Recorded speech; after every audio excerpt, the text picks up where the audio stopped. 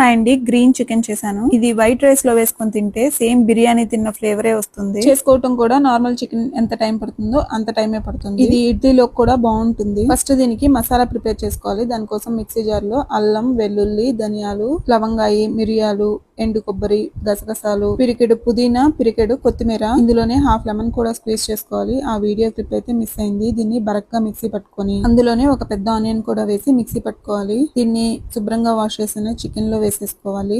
అందులోనే రుచికి సరిపడినంత ఉప్పు, కారం, పసుపు వేసుకొని అంతా బాగా కలిపేసుకొని, దీన్ని అయితే నేను కుక్కర్ లో చేస్తున్నాను. కుక్కర్ లో ఆయిల్ వేసుకొని ఈ కర్రీ అంతా వేసేసుకోవాలి. దీన్ని అంతటిని బాగా కలిపేసుకొని మూత పెట్టుకొని ఆయిల్ రిలీజ్ అవుతుంది కదా, ఆ స్టేజ్ వరకు మగ్గించుకోవాలి. ఇలా ఆయిల్ రిలీజ్ అవుతుంది అన్న స్టేజ్ లో అయితే మరి కొంచెం కొత్తిమీర, పుదీనా, టీ గ్లాస్ వాటర్ పోసుకొని అంతా కలిపేసి కుక్కర్ విజిల్ పెట్టేస్తే కనుక 3 to 4 విజిల్స్ వచ్చిన తర్వాత స్టవ్ ఆఫ్ చేసి ఆవిరంతా పోయిన తర్వాత అంతా కలుపుకొని మరొక 5 minutes ఉడికించుకుంటే కనుక కూర అంతా దగ్గరకు వచ్చేస్తుంది. ఆ స్టేజ్ లో స్టవ్ ఆఫ్ చేసి సర్వ్ చేసుకోవటమే. నచ్చితే కనుక ట్రై చేసి ఎలా వచ్చిందో కమెంట్ చేయండి. బాయ్.